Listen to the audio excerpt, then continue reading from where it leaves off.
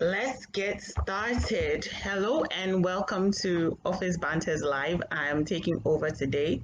My name is ESINAM ADORKOR. You can find me on Facebook with my full government name, ESINAM Abla ADORKOR, or you can find me on IG as ERCYDRITE Esidrite.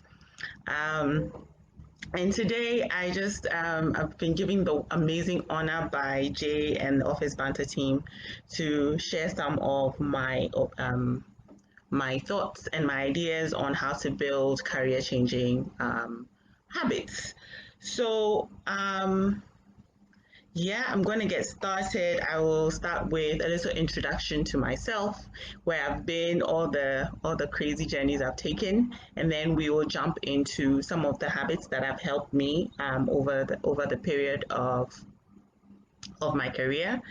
And then I will give some more like practical stuff that you can do on the day to day that will help you to build like really helpful habits as you go into your career and do more great things. So, like I already said, my name is Estinam. I graduated from KNUST in 2012 with an engineering degree. So I came out as an electrical engineer, ready to face the world, do amazing things. Well, that got shut down really quickly when I entered the world of work. I did engineering, like actual engineering, for a year within my service. With Vodafone Ghana. And then I was ready to move on, and I got an amazing opportunity to be a personal assistant with the then head of business B2B operations in Vodafone, Mrs. Lucy Quist. Shout out to you, Lucy, wherever you are. She gave me an opportunity to be her personal assistant, a job that I really loved, and that set me up to really understand where I wanted to go with the rest of my career. So then I moved into project management and then into product management, all in Vodafone. After which I decided, hey, it was time to go to school and get some new skills. I did that for a year, came back, and then I moved to Kigali to work for Bbox as a product manager. And then after 2 years, I moved on to where I am currently, ALX, in Nairobi, where I am still a product manager, but managing an education product. So you can say my career has spanned a lot of different industries, a lot of different roles. But what has been very, very constant in that is learning, growing, and being flexible throughout that journey. So today I'm a product manager, but that means that I have to put on a lot of different hats, and all of those roles I had in the past are actually very helpful right now as I am in this new role and in doing new things. So that's me on a career level. Personally, I still live at home. Once Corona is over, I might move out. But for now, thanks to coronavirus, I'm living at home with my parents and my brothers. Um, and I love music. As you saw at the beginning of this, I was dancing to some music, and I love to read in my spare time, and we'll actually get into a little bit about reading later on. But yes, so that's me in a nutshell.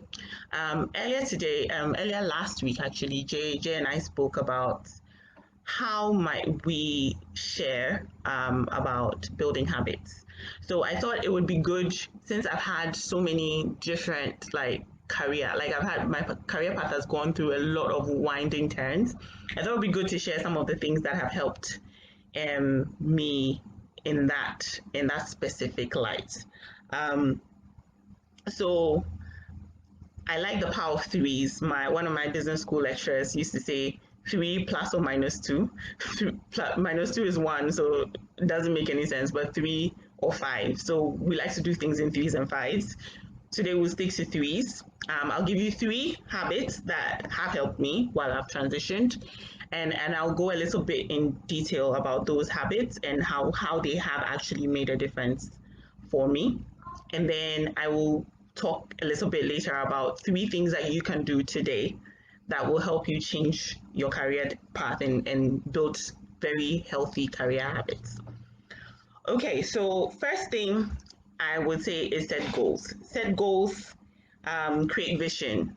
Earlier this year, Office Banter and Munyo Leisure actually came together to do like vision board creation exercise. I thought that was amazing because what that means is you look forward into the future. You almost project yourself into the future and say, hey, where could I possibly be if everything went well with me this year, or if everything went well with me for the next 5 years or the next 10 years? What does that look like? And being able to create that vision for yourself helps you to actually put some things in place today that will help you get there. And I'm not just talking about what it will be. Like I'm not talking about just tangible things like I want to have a house, or I want to be the CEO, or I want to be XYZ. It's more around how will you feel? How will you make others feel? And once you can associate that vision with a feeling, you know when you've hit it. Like you can almost like you feel it in your gut. Like, oh yeah, yeah, that's how I wanted to feel, and that's how I wanted to that's how I wanted to get to. So really it's more about getting that idea in your head that that's where we want to be in a certain amount of time, and that's what you want to work towards. So I say set goals and create visions. So that's the first thing, that's a very good habit you need to set.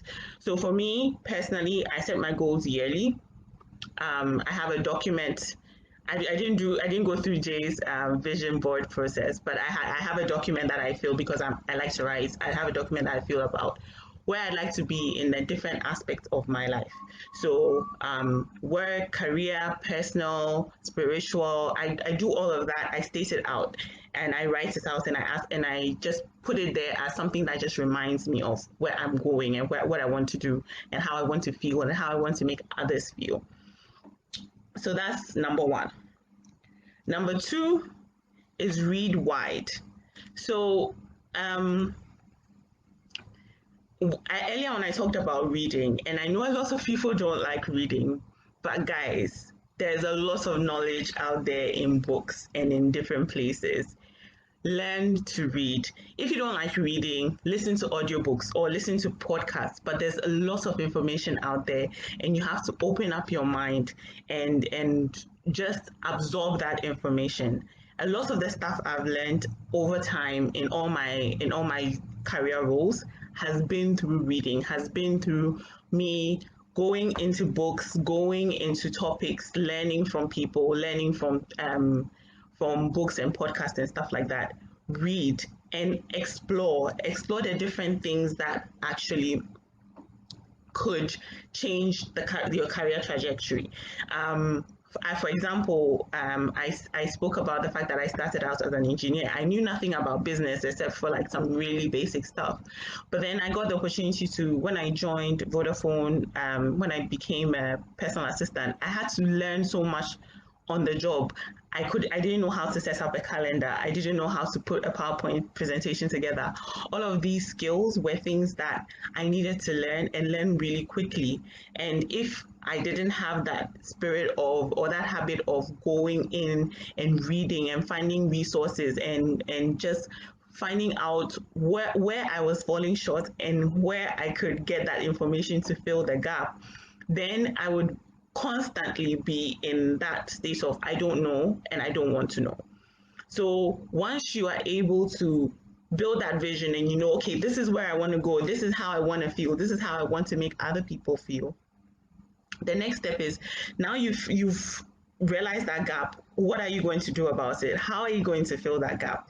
And usually for me, knowledge and finding out where that knowledge is residing, whether it's on the internet, whether it's in a book, I just make it a point to actually take my time and find that knowledge. So and actually that's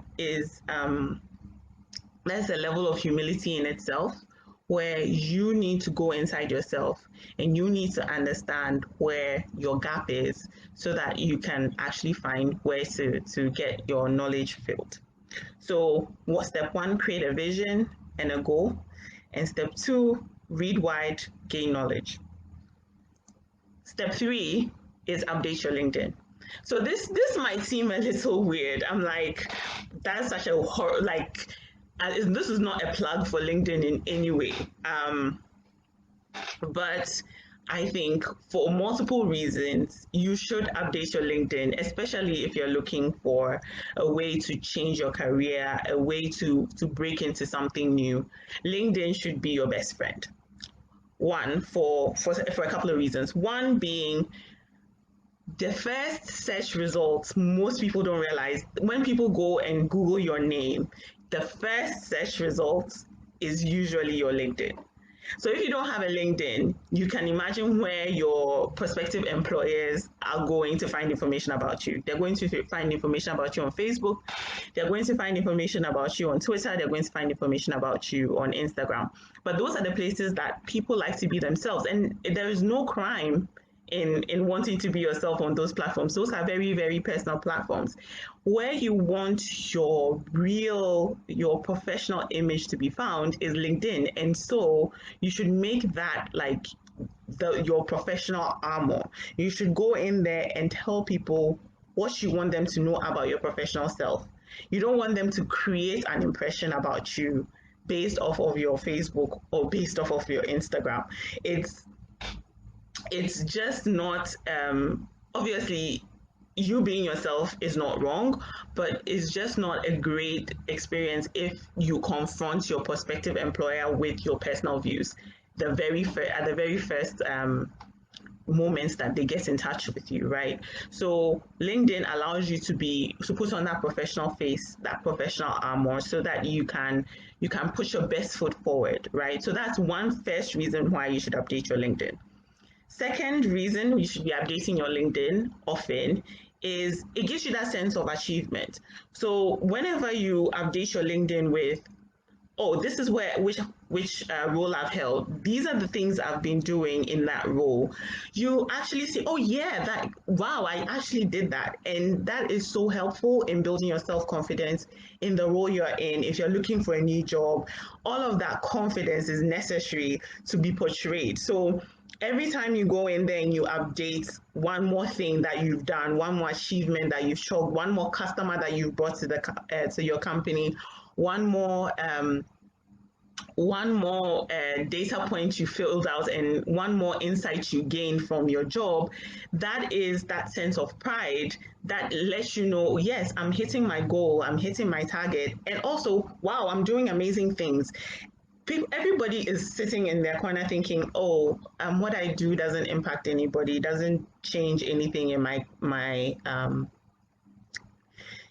career, but it actually does. All of it, every single data point you have, every single wire you've crossed, every single I you've dotted and T you've crossed makes a difference. That's a reason why a company has hired you. There's a reason why you're in the job you're in. So make other people know about that and also feel proud about it. And that's why it's a great reason to be updating your LinkedIn. If you do nothing else, for any other reason, update your LinkedIn so that you can feel happy and good about yourself and the good work that you've been doing. So that's two. Um, the third thing I would say is another good reason to update your LinkedIn is for connection. So people will randomly check LinkedIn for people who have similar interests as they do, or have gone to the same schools as they have done, or have gone through the same qualifications as they have done. I've had a lot of LinkedIn requests based off of the fact that I was in KNUST or Wesley Girls High School or my postgrad university. All of those connections have come because I kept my LinkedIn updated. And you never know where your next job is coming from. You never know when somebody will look at like, oh yeah, actually we're looking for someone like that, and we want to know more about that person. So keep your LinkedIn updated. Like I said, one for your own personal joy and contentment. Two, to create that great impression about yourself for your employers. And three, to keep people connected with you, to give people a reason, like a point of connection to you. Cool. So, like I said, three habits that have helped me in my career path, in my very windy career path. One is setting goals and creating vision. Two is reading wide and finding knowledge to bridge the gaps that I found in myself. And three is updating my LinkedIn. So now we're gonna kind of segue into how these habits are built, and I'm going to be like, okay, the very very practical stuff that I've done myself that works for me, that you can copy and hopefully can make a big difference for you as well. So a little bit of psychology, because part of what I do is to understand the psyche of people and try to give them something that satisfies that psyche. Is You need to understand the whole idea of how habits are formed. So typically with psychology, they say your habit is formed when you have a trigger, you have an action, you have a reward. So trigger is anything that you do that will anything that you do that kind of sets the ball rolling for that action to take place. So I'll give you a typical example with Facebook, because we're on Facebook, right? Your trigger for Facebook is very simple. You want to know what all your friends are up to. You want to know what's happening out in the world. I use Facebook for news. So I want to know, yay, what's happening in the news out there today. So I go and I click on my Facebook icon. So my trigger is I want information. Now, the next thing is the action. What action do I want to take? The action I want to take is open up my Facebook and scroll through to find out, oh, this is what Jay is doing today. This is what Abina is doing today. I want to know that, right? So that is it. So trigger, I want information. Action, I'm scrolling through Facebook. Now, reward. My reward is, oh, I actually get the information I wanted. I found out that election voters register was open today. I found out that different things are happening out there in the world. I found out what Donald Trump was doing. This is all like, that's the reward I get for scrolling through. So now, the reason why we can't stop, most of us, when we start Facebook or YouTube, we can't stop, is we go through this whole trigger action reward cycle multiple times in the same period. So you've got your trigger, I want more information. You've got your action, you're scrolling through, you've got your reward, and then it just continues in an endless loop. All habits are formed exactly that same way. You get a trigger, you get an action, you get a reward. So, for example, if you're like me and you like chocolate, when I'm happy, I want to eat chocolate. So, my happiness is a trigger. I go, I eat the chocolate, that's my action, I get my reward. I'm super excited because, hey, I got my chocolate. So, that is a very clear cycle that we go through. Okay, so when you're building your habits for work or play, it's pretty much the same thing. You want to figure out, what's my trigger for doing this action? What's the action that I want to do? And what is the reward I give myself as a result of completing that action? So for work, for example, I talked about updating your LinkedIn. For me, my trigger is whenever I finish a major project, I want everyone to know that I finished it. So my trigger, I finished a major project. My action, I go into LinkedIn and add a bullet point to my LinkedIn profile and say, hey guys, I actually did this, and this was the impact to my company. And the reward is my friends go in there liking, applauding, giving me all that positive reinforcement that I want. And I feel good. Like I said, I personally update my LinkedIn so that I can feel good about myself. So you feel good, you feel amazing, and then you've created that whole virtuous cycle of, I had a trigger, I had an action, I got the reward I wanted. And then you feel every time that you want to go in to do those things, I'll give you another example, not necessarily work related. So last year, I began a journey with the gym. So I wanted something that would help me to go to the gym. So I said, okay, let me create a trigger. My trigger is at the end of the workday, I have a gym buddy who says, Essie, let's go to the gym. So my work buddy goes, Essie, let's go to the gym. That's my trigger.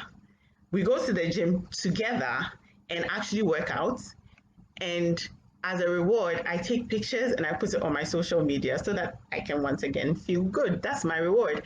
And even a longer term reward is I get to buy new gym clothes so that I can feel extra good, right? So once again, just a reminder, trigger, action, reward. You always want those three things to help you build your habits. So tips on just on doing that, right? When you set your trigger, whatever your trigger may be, your trigger can be anything.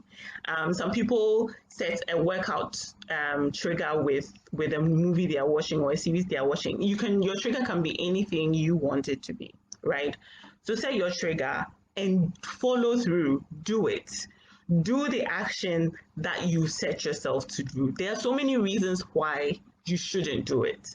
There are so many reasons why you don't want to do it. There are so many reasons why you can't do it. But if you're truly serious and you really want to actually build that habit, you should make it a point that every time your trigger sets, you complete the action. And now I know sometimes you may not be as consistent, but the more your trigger is linked with your action, then you can get to that point of that cycle. So trigger, action, and reward. Now your reward can be anything. You could buy yourself a nice dress every time you finish a big project. So then your cycle is you finish a big project, you post on LinkedIn, and then you go out and buy yourself a dress. That's a good cycle for you if you think that that's great, right? But you decide what your trigger is.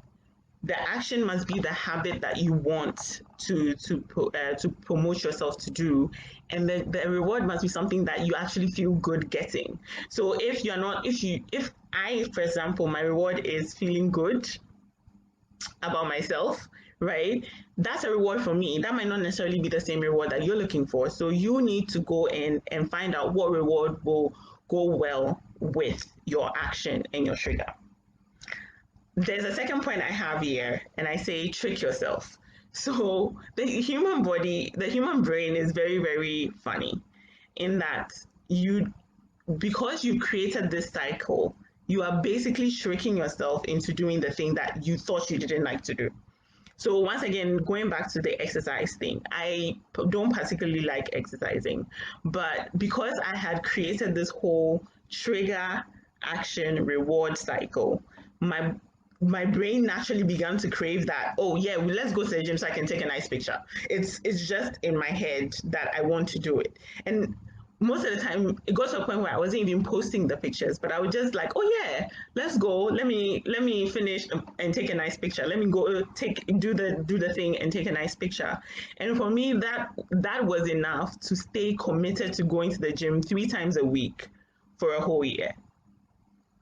So you've just kind of hit killed a certain switch in your brain or cued yourself basically with that whole cycle of trigger, action, and reward.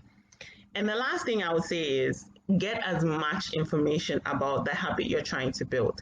I've talked about my 3 big habits, but it could be anything. It could be you wanting to speak out more. It could be you wanting to um, be more innovative or something like that. If there's a habit that you are trying to build for yourself, you should really be looking at where is the information about this? What can I learn? Who can I learn from? Which medium is best for me? So, like I said earlier, I said I read a lot, but that's me. You may want to be listening to podcasts. You may be wanting to watch YouTube videos. The point is, the internet right now has so much information about any information on anything that you want. So you need to go out there and make it like and make a very personal and intentional effort to find the things that you're looking for, to find information on the habit you're trying to build. I like I said, for me, most of the stuff I've learned on the job. I've learned through reading articles and Google has been like literally Google has been my best friend throughout my career journey. So I would say that find the information that will help you so that you don't get into this especially when you're doing an action that you're not quite happy to do, you're not very comfortable with. In the very beginning, you need to understand why it's a painful action for you, and you need to understand how to become better at that action. So like I said, three things. If you take nothing at all out of tonight, out of this 20 to 30 minute live chats, it should be one, trigger, two, action, three, reward. Trick your brain into becoming a better version of you in the next 6 to 12 months. You can do it. It's not impossible at all. So just to kind of round up everything I've kind of talked about today, the three goals, the three habits that have absolutely been very impactful in my career journey is setting goals and creating vision, learning on the job, learning from very different places, and the third thing is updating my LinkedIn. And then for building these habits, the key things that you should not forget: trigger, action, and reward. Cool. Jay, you are on, and I was wondering if you had any questions that you thought we should answer. Well, we've got like 3 more minutes to go.